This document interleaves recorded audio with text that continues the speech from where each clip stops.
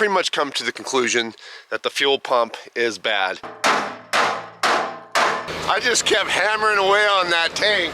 I just really hope that this thing doesn't shit out on me because there's nowhere for me to pull off. And right now it's mad as a hornet, but it ain't giving up.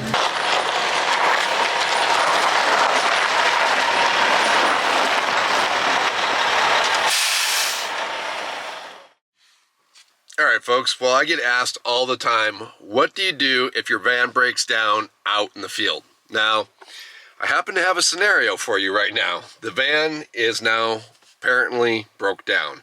I stopped here. I'm actually just driving along the highway. The van was driving completely fine, had no issues whatsoever. I stopped at a Forest Service restroom and went to the bathroom, got back in the van, went to take off, and it started bogging really bad.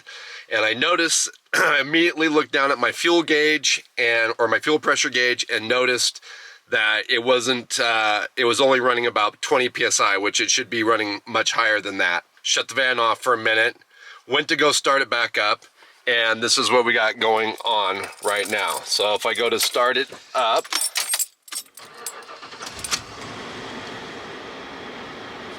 it tries to start and then immediately dies. I've got the doghouse off now. Now the part that I'm most interested in is this part right here. This is my fuel pressure regulator, and it controls the fuel pressure based off of vacuum going to my fuel rail. I'm wondering if there's something wrong with that and it's not letting enough fuel get to my fuel rail. I'm gonna dink around with that for a minute and see if I think that's the problem. Good morning, folks. It is actually a really nice morning, and you're probably thinking, well, that's a big jump in time, and yes. So yesterday I kind of messed with the van quite a bit. You can see we're still here. We're still broke down.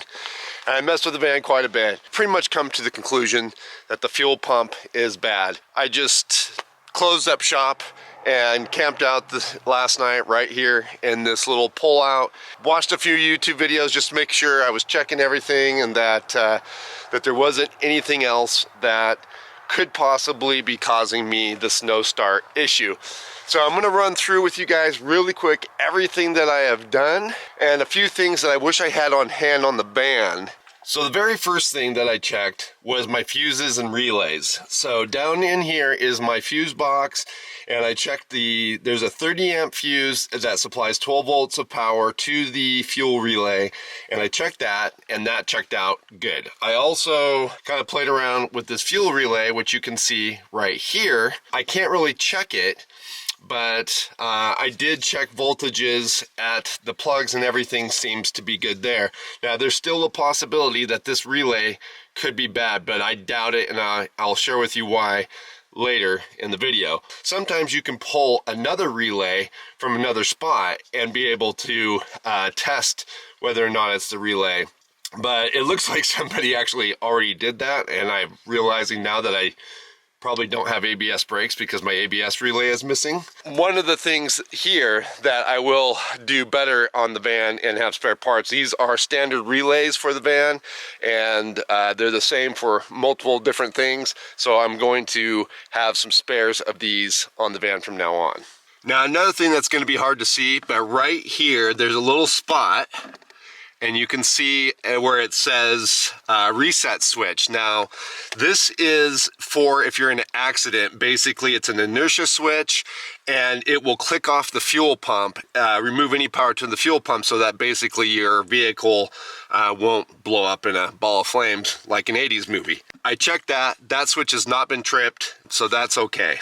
Now, on a side note, yesterday I was doing quite a bit of editing inside the van. You can see the laptop there underneath that loaf of bread. And I've posted some pictures on Van Camping, my new website. So if you guys want to see those pictures, you can check that out on Van Camping. But because I did that, I ran my house battery down pretty low. And I didn't think the big deal of it because I figured I was going to be driving a little bit yesterday because I was going to be checking out a few different locations where I wanted to record the next episode of Van Camping. Anyways, I had to do a bunch of research last night. Got the Starlink up there, which hopefully you can see it. Do have cell phone signal in this area, but it the internet is super slow. So I put the Starlink up, which made me use more battery. I'm using the Jackery 1000 here to basically kind of recharge the van and make sure I don't run out of battery, so I can keep my refrigerator and everything going, because obviously I can't start the van to recharge. And as you can see right now, it's pretty cloudy. We're not getting any solar, so my solar system isn't working. The Jackery was luckily at 1,000 or 100%, so we're using it to charge. Now, you might be thinking this is sponsored by Jackery. And to be honest, I don't know if it is sponsored by Jackery, because they sent me a new contract. They wanted me to start sending all my videos in for review, and I told them no. So, to be honest, I don't think this is sponsored by Jackery, but I am using the Jackery, and this is kind of how I would use it in an emergency situation and why I keep it on the van. Another thing I checked right here is you'll see I have a little ground strap that's here. This is a factory Ford ground strap. I actually found a video last night where a guy showed that this strap was frayed out and no longer making good connection, and that caused a no start situation that acted like a bad fuel pump. My strap looks fine. I don't see any problem here. I checked continuity across the two and everything seems good. Now I've already put the doghouse kind of back in place. It's sitting back there. The other thing that I checked that I talked about yesterday already was the fuel regulator. And I don't think that's the problem, because for one, I feel like even if it was failing, the van would still start. It would run like crap, but it would still start. One of the things that you can do is pull the little vacuum line off of the fuel regulator. And if you have fuel coming out the vacuum line, then you know the diaphragm inside the regulator has failed and it's going to make your vehicle run like crap. Mine didn't have any fuel around that, so I feel like mine is fine. And like I said, that really shouldn't cause necessarily a no start unless it's under extreme conditions. It'd be more that your vehicle would rough idle or just not run well at all, but it would at least probably still start. Okay, so I've just turned the key on here, and what I have is a fuel pressure gauge. Now this does not come stock on the van. I added this mainly because I wanted to be able to troubleshoot things easier in the field, and it's been super helpful. Now one of the things here with the key on, you're seeing that I'm only at about 10 psi of pressure. That is not enough. It needs to be at 30 for the van to start, so I'm not getting any fuel pressure. Another gauge that I've added is a vacuum gauge. I have my transmission temperature. I also have I have an RPM gauge. So these are all gauges that I added to the van to just basically, again, help me out in figuring out if there are issues with the vehicle when I'm in the field. Now, as of this morning, that fuel pressure gauge was reading 0. Absolutely nothing. But I watched another YouTube video last night, and I watched so many I don't remember them all. One of the guys went down with a rubber mallet and hit the bottom of the fuel tank a few times to see if he could get the pump to kind of do something. Well, I tried that, and to my amazement, it actually did do something. The van still won't start. It's still not getting enough fuel, but after hitting the fuel tank a few times, the pressure went up to 10 psi. It went from 0 to 10 psi.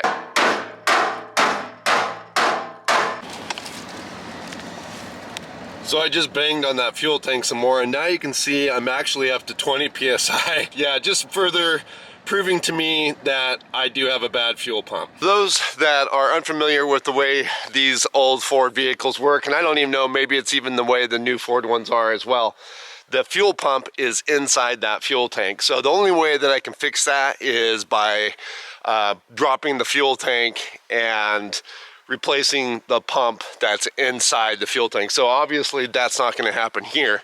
So I'm going to have to get a tow, and I do have roadside assistance coverage and all of those things so that I can do that. I pulled the friend card, called the bat phone, and I've got a special towing company on its way. Alright guys, well, I just kept hammering away on that tank. I eventually got the fuel pump to go up to 30 psi's, and as you can tell, the van is now running. I think what I'm going to try to do is drive in the direction that the tow truck is going to be coming see if I can get closer to cut the distance down a little bit today. All right, so she is not very happy, but we are going. I'm having to really take it slow because she's not getting enough fuel. It's wanting to knock pretty bad, so I'm just really just kind of cruising along slow, and anytime I start to hear any type of knocking or pinging, I just let off even more. I've got my flashers on, so if anybody comes up behind me, they know that I'm having an issue, and then I just kind of pay attention, and if I see anybody come up behind me, I just pull off to the side. As soon as I can cross paths with my tow truck driver, I am going to have him load this thing up, so that way we go. But I'm trying to cut the distance because I feel bad that I'm making him come so far. All right, so far so good, but we're hitting some snow and ice here. Try not to fall on my ass. So we're just gonna lock the hubs in for good measure, just in case we start losing traction. Looks like they have rocked the road pretty good, but we gotta get all the way across this mountain pass. Now the thing is, I'm really hoping that the van stays running and everything stays good, so that way when I do cross paths with my tow truck, we'll be over the pass and we don't have to deal with towing the van on ice and snow. All right, so let's load this thing back up. Let's get back in here. Oh, and also right now, we're sitting at 40 PSI, so happy van means happy man. Let's keep her eastbound and down. Eastbound and down. So I tell you what, she's not doing great. You know, like I said, we're still having to take her real good and slow, but as icy as it is on these roads right now, I wouldn't be going any faster than this as it is. It is slick, and I have felt the van slide and slip a few different times. I'm just really hoping that this thing doesn't shit out on me on these roads here, because there's nowhere for me to pull off. My tow truck driver gets here and I broke down here, we're gonna be right in the road.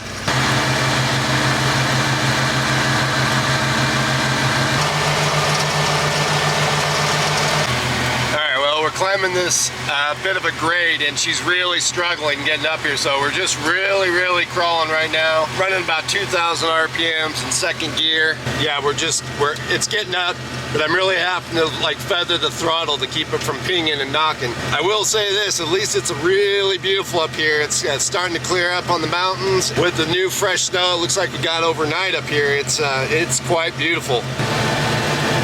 So I get a lot of flack on YouTube for having the 5.8 liter motor in this van, but I have to say I'm super happy with it right now. It may not have all the power and torque of the diesel, but it's a basic, simple motor, and right now it's mad as a hornet, but it ain't giving up. All right, so we just crested over the top of the pass. We're on the downhill slope, so pretty much can coast from here.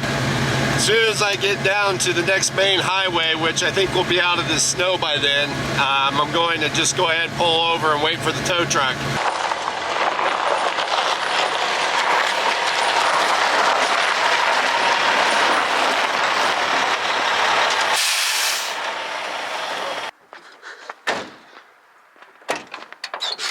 That's coming around to your side. Well, good morning, dueling vlogger. Good dueling vlogger, yeah, I know. How's it going? Your camera's only smaller than mine. It is. I'm using the this little guy, the Pocket 2. And I'm using the one that you usually use. Except for I don't have the fancy little screen that you have, or the little lens. The wide angle lens. Yeah. I haven't been using that one much lately because this is just so small and easy. Oh, I've been using this one more here lately. We're totally switching. I know. We're just out of control. We don't know what we're doing. So many of you guys, I'm sure, recognize Casey from some of my other videos, and I just cut him off on his video. Yeah, but he does that. Yeah, but anyways, yeah, he's got a rig totally big enough. I'm glad I was able to get a little closer to you. Yeah. Because the pass was shit. Dude, you see what I got? Check these out. I did. I actually saw those on Instagram. I was so excited to use these. I'm kind of bummed that you drove through the snow and I don't have to now. Yeah. A teardrop is falling from your eye. I really wanted to use them. I haven't got to yet. But yeah, I was like stressing last night. I'm going to use them driving through that one little patch of ice right there on the way out of here. All right, well, we're going to get this thing loaded up and get down the road. So apparently Casey has a couple different ways that he could tow my van. Now, one of them is he can put them up on the flat deck, and another way is he can actually tow it right behind the truck. Now his concern is that because of the height of my van that he would be over height with my van, but I'm just barely a smidgen under, so he can go ahead and we're gonna load it up on the deck. So I guess I should point out, because I'm just assuming everybody knows Casey already, but if you don't know Casey already, Casey also has a great... Casey's the guy who falls down on the ice a lot. Yeah.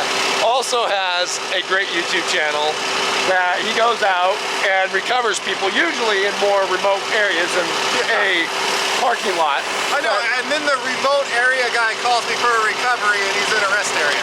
Yeah. So anyways, if you really like that kind of YouTube content, he's got a cool Jeep with tracks that he uses to get into really remote areas. So like, yeah, it's pretty cool stuff. Check him out. There will be a link at the end of this video and a link down in the description. And the most extreme recovery I've ever done was a lawnmower. It was a lawnmower. We did it together. And we did it together. Yes, we did it together.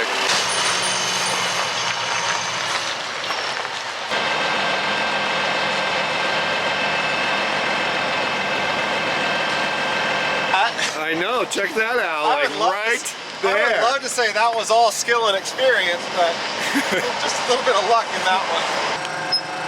Your cinematic shots. Cinematic.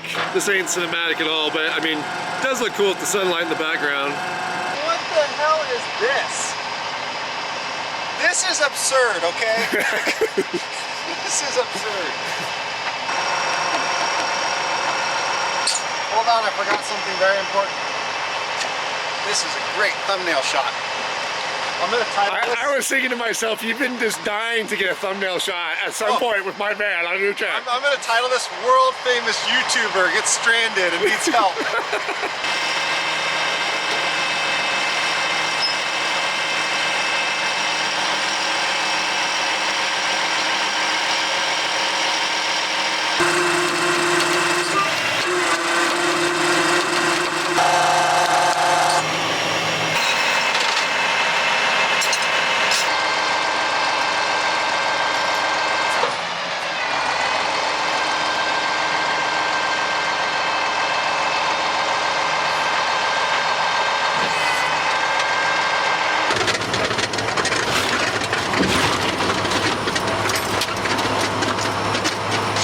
Demonstrating auto chains.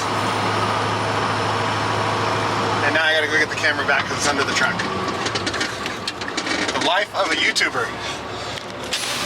If you want to see how the auto chains work, you'll have to watch this video. Alright guys, well we made it to Aaron's shop. He's not quite here yet.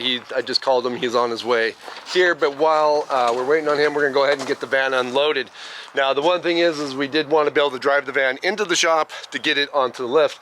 I just jumped up real quick and started it. Did start, the fuel pressure seemed a little bit low.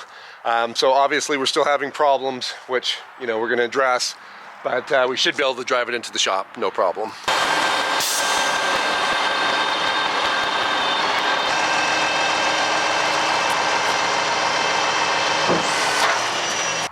All right guys, well, we've got the van pulled up to the shop.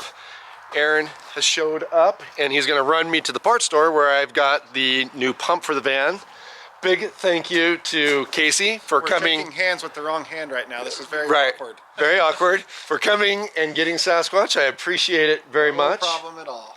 And if there's a moral to the story, I guess, when life gives you lemons, just beat the crap out of it with a hammer.